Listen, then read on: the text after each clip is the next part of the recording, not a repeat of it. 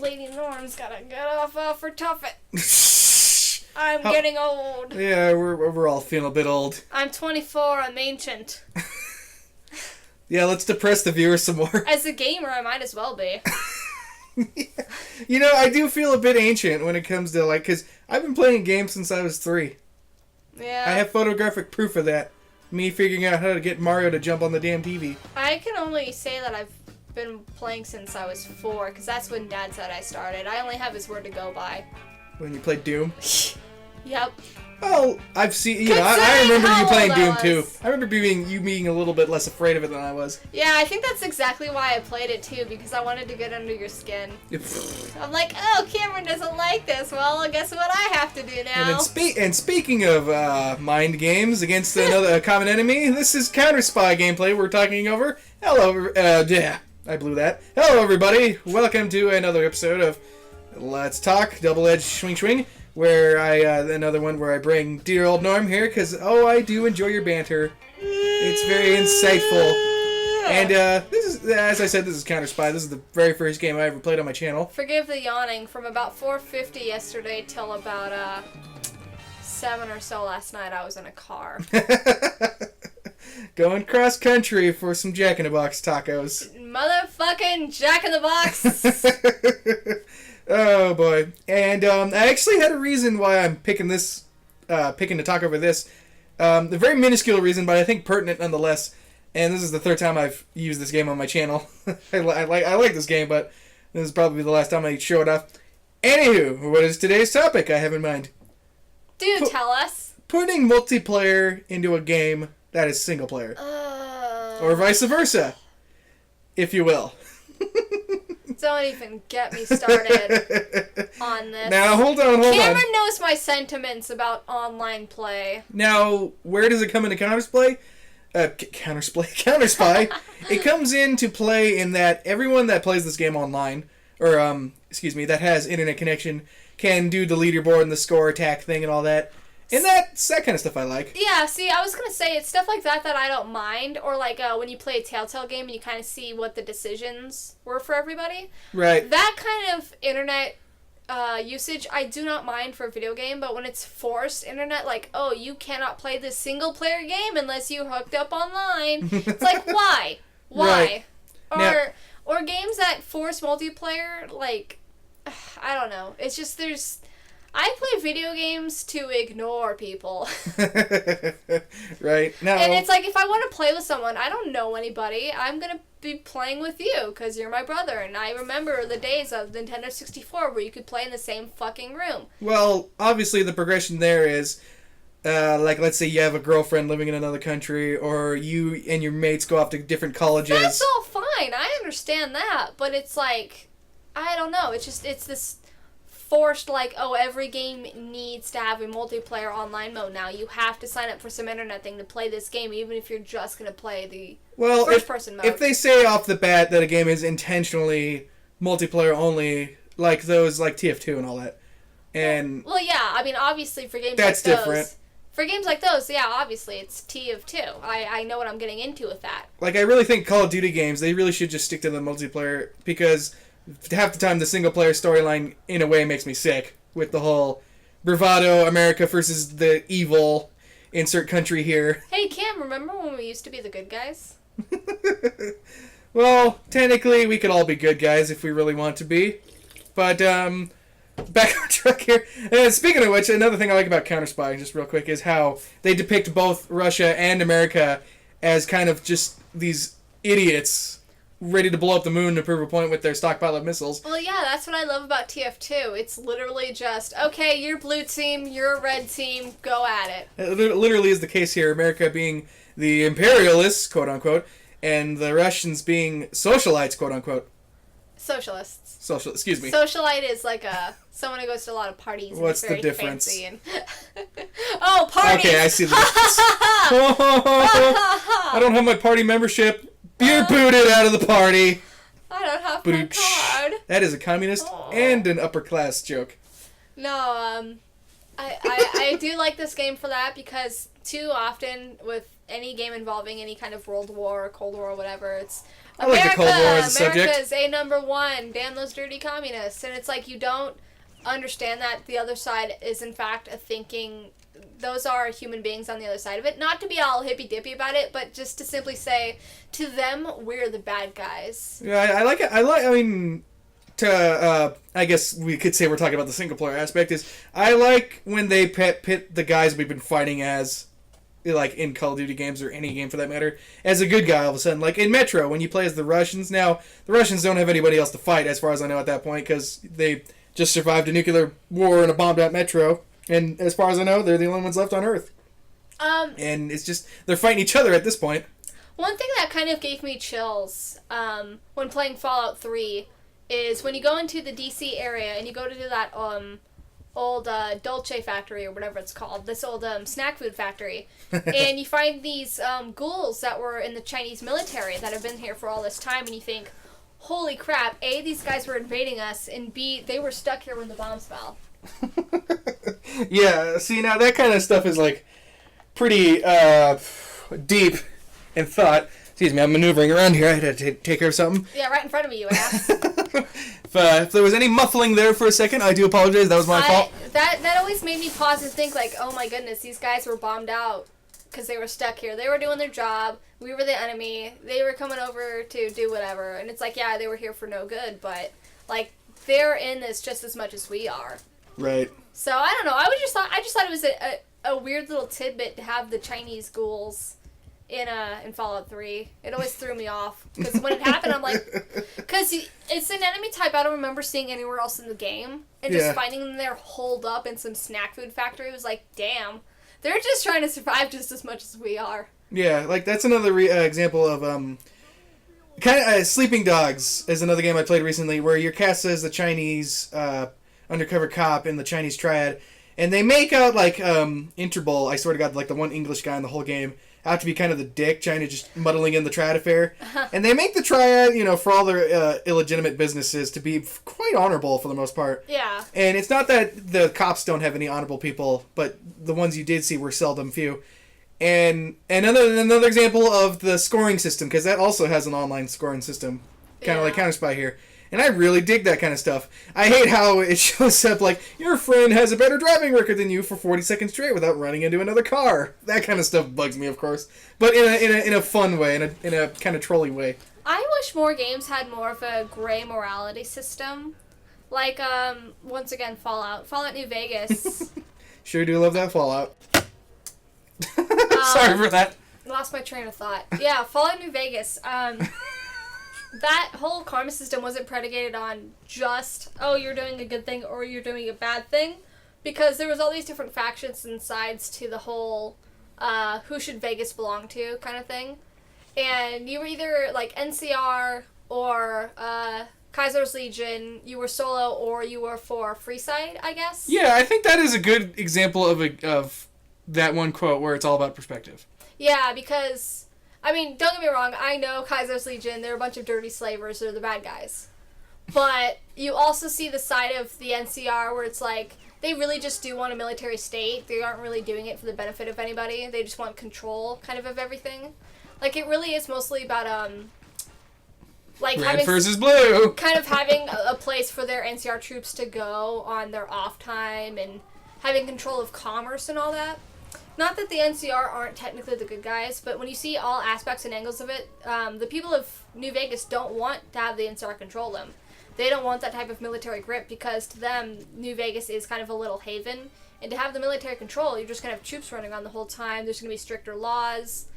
And when it's post-apocalyptic, and you're so used to things being free after so long, trying to force that kind of control is just going to inevitably lead to chaos.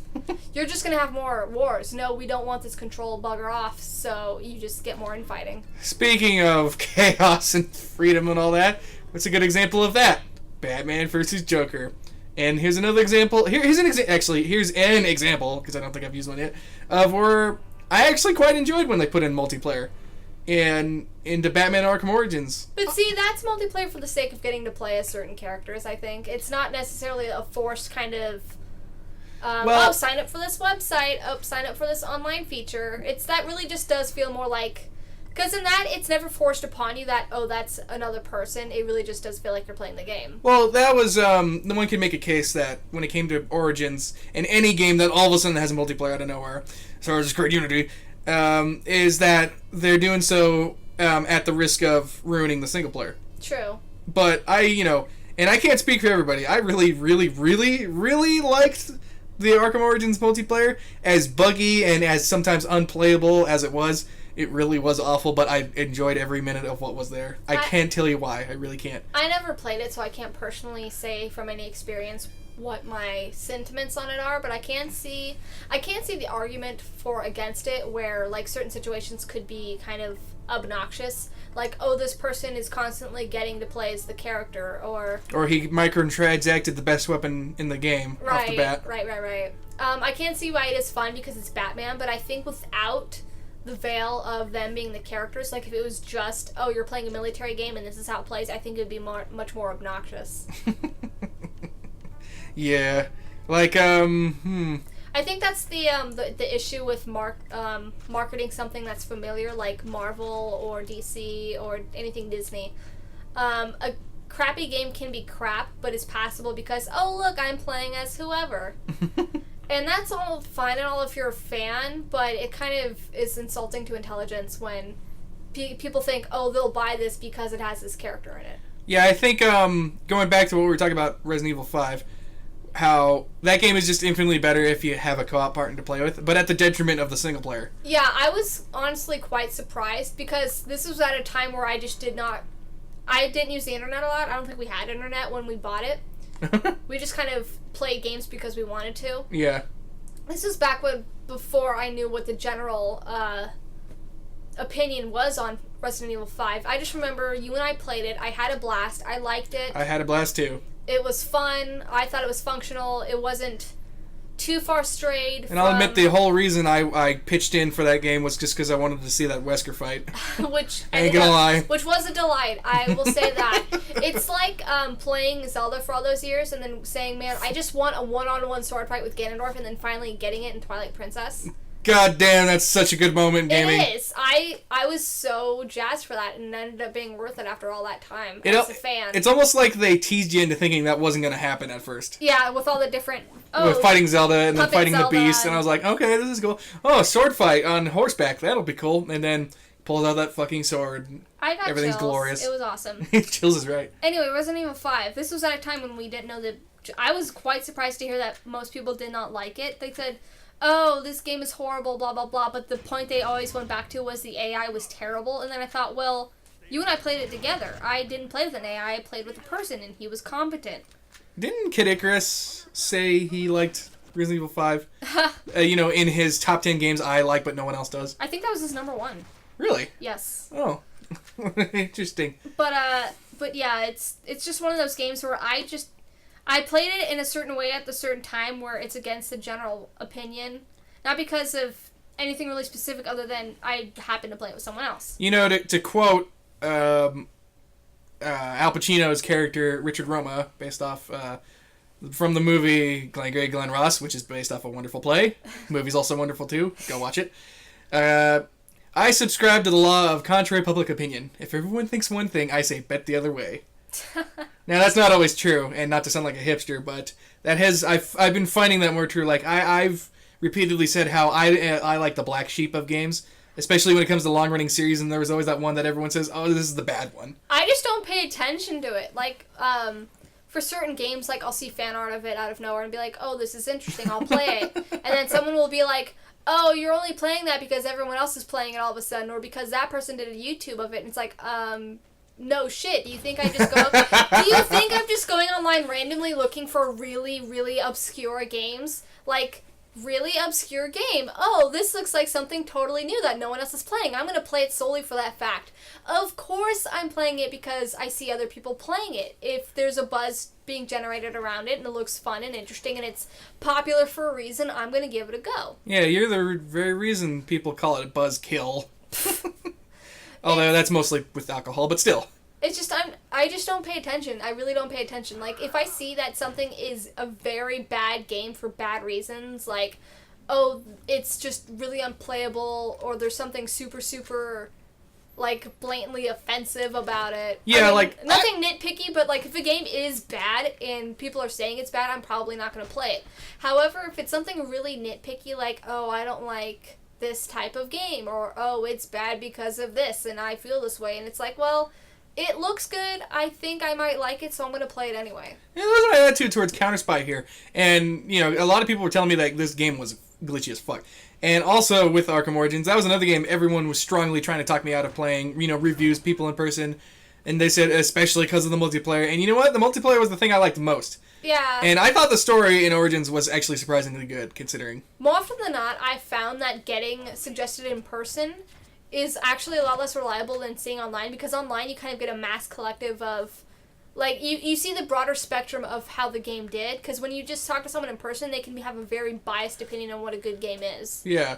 Like, that didn't, like, those fake reviews didn't stop me from getting Shadow of Mordor. I wanted to get Shadow of Mordor because that shit was the fucking tits in the end. Yeah. Like, I don't know. It's just, I don't pay attention to, I don't read magazines for reviews, or... I miss the gaming magazines. It seems like they're gone now. I mean, yeah, I do read reviews. I'm not saying I don't. It's just, I'm not going to let one person's opinion completely sway whether or not a game I might enjoy.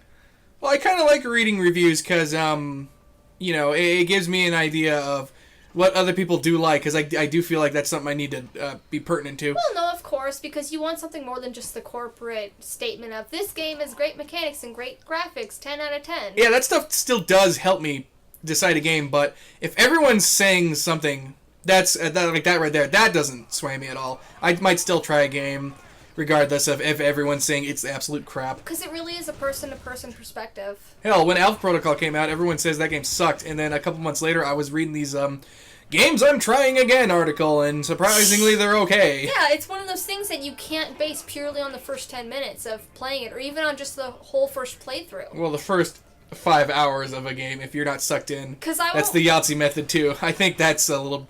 I can understand that. Because Fallout is my absolute favorite gaming series of all time. I adore it to death. But when I first tried Fallout 3, I didn't enjoy it. But then I went back to it a month later, and I'm like, okay, you know what, I'll give this another try. It does seem like it has some promise to it. Maybe I'm just not giving it the benefit of the doubt. And then, sure enough, I became addicted, and for about a good 2-3 years, that was the only game I played. That was my case in Red Dead Redemption, Not literally. Not literally. I played like a couple of the story missions in Red Dead Redemption. It was, all I could think of was, this is just GTA on horseback now. And then I after like a couple of weeks, I went ahead and like, you know what? I'm gonna give this another go. And you know, I picked up wherever I was, and just a couple of missions later, the game started absorbing me. And I swear to God, I wanted to buy an Australian cowboy hat. So good. Red Dead Redemption is one of those games I actually kind of forget it's from the same developers as GTA, because people say, oh, it's GTA on horseback, and I don't see it. I think maybe it's one of those things you have to play moderately to get, and then the more you play, the more it goes back to the first opinion of it's not like GTA at all. Yeah. But it's never once occurred. I forget that it's Rockstar half the time. Yeah, I do too, actually. And that's right after I made the comparison to GTA on horseback, no less. It seems so. I mean, it's definitely their level of dedication in just making a good game, but it makes me wish that they'd play around with genres more. See, now here's the thing. Going back to the multiplayer, that I never even touched the multiplayer in that game. That game is multiplayer? Yeah, it does. Yeah, right. Exactly right. Red Dead Redemption is multiplayer. I forget it does. It's pretty much GTA multiplayer. Imagine GTA 5. But with the skin of Red Dead Redemption, it's almost the same. You've blown my mind. Yeah. I honestly never... I feel like an idiot. I never knew that Red Dead Redemption had multiplayer. Oh, yeah, totally. And, it has the free roam. It has all that. I think the reason I don't think of it as having... I think because games like GTA 5 get away with it more because it's basically a parody of modern day. Like pop culture and all that, and people want to fuck around with cars and stuff. Well, I also think they get away with it because they actually give a damn and making sure both sides are good. Yeah. Not just, oh, we're going to focus on this and then sacrifice the other. I don't know. I don't know. Yeah. Like that game Evolve, there's another example of a game I was so hyped up for. I talked about it on videos in my channel the first year, and then I just backed out of it. I was like, wait a minute. That's a game I completely forgot about. Yeah. I think it's a dead community now. I think my point with GTA 5 multiplayer is I remember it because it's one of those things that's ripe for making videos of. Yeah. Because it is one of those modern day things where it's like, hey, look, I ran my friend over with a car or whatever, or we drove a helicopter into a building and found this Easter egg. With a game like Red Dead Redemption, it seems more like, not like Skyrim exactly, but it's one of those things where you kind of wander around picking flowers, helping this person out. To me, I haven't played it a lot, so I'm just talking from an outside looking in perspective. I've seen videos of it, and you're pretty much dead on. It's just the single player game, but with other players running around. It's like, which is not a bad thing. It's like watching, a Disney movie where there's a lot of exciting stuff happening and then watching a Studio Ghibli movie. Because with Disney, it's like, oh, this character's doing wacky stuff and it's exciting and that's not necessarily a bad thing, but then you watch a Ghibli movie and it's like 99% atmosphere and it's like all heart and you kind of get lost in it, and when you're watching it, you kind of forget you're watching a movie. Give me an example of a Ghibli movie. My Neighbor Totoro. Right. Princess Mononoke, Ponyo. Yeah.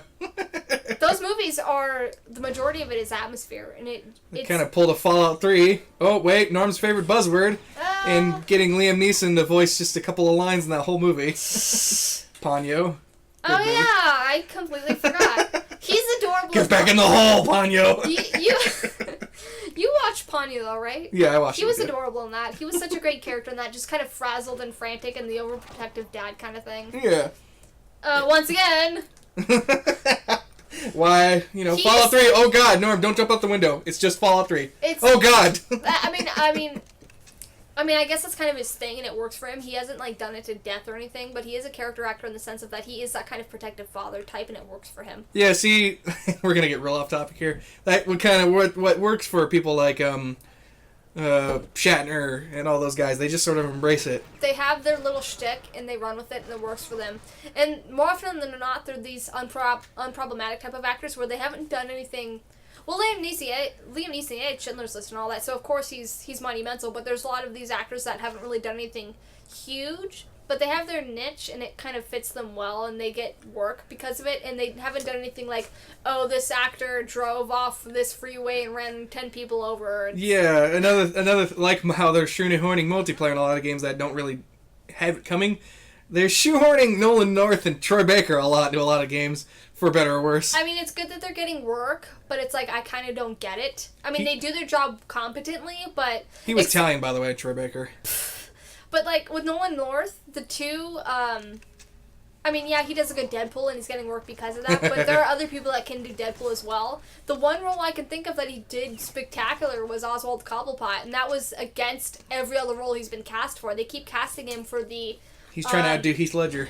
They keep trying to... Once again, we forgot about that limit. What was I saying? Oh, yeah. I was going to say, Nolan North keeps getting work because he does the average snarky hero type voice. When the best thing he done was, the total opposite, and I don't understand it. Why aren't they casting him for more, Cobblepot type characters, and they keep going for this other type?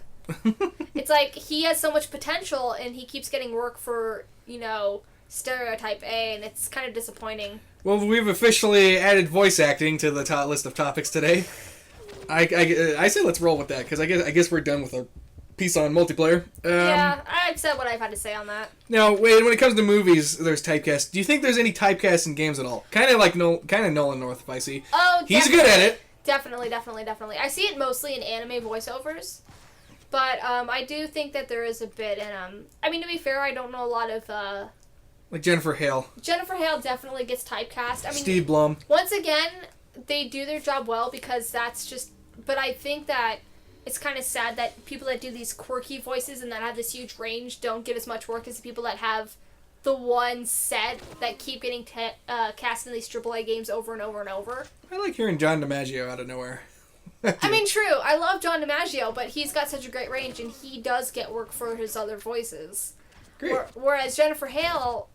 bless her. I love her. He was also Marcus Phoenix. Let's not forget that. True. But, like I said, Jennifer Hale keeps getting work for that one aggressive female voice. And it's like, yeah, it's great if you need it. But there are so many voice actors there that need work. You could definitely find more of that in that pool, couldn't you? There's a joke somewhere. I forget. It's like, what? Are the Russian voice actors going out of business? The union? It's just, I don't know. I'm definitely all for getting... truly ethnic voice actors instead of just having a white dude do a French accent. Yeah, localization. Just, I don't know, just all that stuff in general. Oh, here's something I'll go ahead and say. Yeah, Troy Baker, I think he also replaced, when they made the crappy HD remake of Silent Hill 2, he replaced James Sunderland. Why? I don't know. Well, because I guess everyone thought the voice acting in that game was crappy. That game was good because the voice acting was, well, quote-unquote crappy. I like it's not even really campy, it's just surreal, the voice acting compared to the game. I think it's what adds to the creepiness of it, because it feels like a bad dream. The voice actor that did James Sunderland in the original, yes, that is true. He was just some random dude that got dragged in because his daughter was auditioning. Yeah, and he never did anything before and after ever again. But that's the charm of it. That's why I think I'm kind of against the A-list voice acting thing. Yeah. Because it's like they get work over and over and over again when people with talent... Yeah. I'm not saying... That came out wrong. They have talent, don't get me wrong, but I feel like there's definitely a particular set of talent. There's definitely some advantage to kind of looking through these one-time voice actors for, kind of getting the realness behind it. Because more often than not, when you get someone who's been in the business long enough, yes, they're good at what they do, but they're so good at it that it doesn't feel human. I think, I could be wrong. I'm just remembering, based off secondhand, I think Donna Burke voiced Angela in Silent Hill 2, and she went on to do the iDroid thing in Phantom Pain. Oh, really? Marker placed, yeah. And that's pretty cool. If that's true, I don't hear it. Amazing if it's true, though. I love strange little tidbits like that. Yeah. Oh, hey, there's another example of a game that kind of, ended up with multiplayer. MGS4, I think it was the first one to get multiplayer, and it was okay. It was rats. Once again, games like that, I just can't imagine with multiplayer. It works so well when you give it. But that FOB thing, I love that. That is pretty cool. It's such a time waster. I love it. It's just bam, you're in the middle of a mission and some asshole is just raiding your base, and I'm like, all I could think of was, personnel out, bitch. That kind of stuff. See, when it's not just a versus thing for the sake of competing with COD, and let's not kid ourselves, it's always competing with COD. I love that. And see, that's what I love about the Batman Arkham Origins multiplayer, is because it's not just shooter guys. It's, you can have your turn as Batman. Oh, you can have your turn as Bane. Or you can have your turn as a Joker goon, etc., etc. But see, that's the thing. I would just want to play as Bane 24/7. Yeah, there are, people have their favorites. And, It's like, just give me a game where I can play as Bane. Yeah. Just give me that. It's just little... If you're gonna add multiplayer to a game that generally hasn't had it, like Assassin's Creed, don't just immediately assume, maybe a co-op mode would work. Because I actually quite liked the deathmatch multiplayer that Assassin's Creed 3 and 4 had, particularly. I actually really like that. You know what I want? What? I want a Batman game without Batman. I'm not I saying... think we've talked about this before. I'm not saying I want a Gotham game, per se. Ooh. I mean, as good as that show is, and it would make a good Telltale game. Yes, it would. I want a game that kind of is like spooky in the same vein as a Serious House on a Serious Earth. Ooh, yeah. Something kind of spooky, but from where you play different segments as different villains. Ooh. I want a segment where you can play as Poison Ivy and get plans for this mission or whatever. Or a game where you can play as the Penguin and kind of get your mob circuit running. Or a game where you can play as Bane and you're just vaulting cops over a building or something. Give me something for everybody. Give me... For everybody! Sorry. Give me a game where you can just kind of have a trippy journey as a villain and you kind of go through their little nuances and whatnot. I just want a game where you can play. I just want a weird Batman game where you just play as the villains and kind of go about your business. I mean, yeah, if you get caught by Batman once or twice, that's cool, but, Yeah. And, well, last minute here, I'm going to have to go and wrap up. I think this is the longest episode we've gone on. Yes. Yes. But with that, we have to end it here, because SHAREfactory does not like more than 30 minutes. Thank you guys all so much for watching. This has been Cam and Norm talking about, lots of stuff. Lots of stuff today. More than one topic. Yes. Ooh. And we will see you guys all in the next episode. And, come on, set the dynamite. There you go. You feel happy that you blew up that orphanage? Delighted. That's how they made the Penguin, right?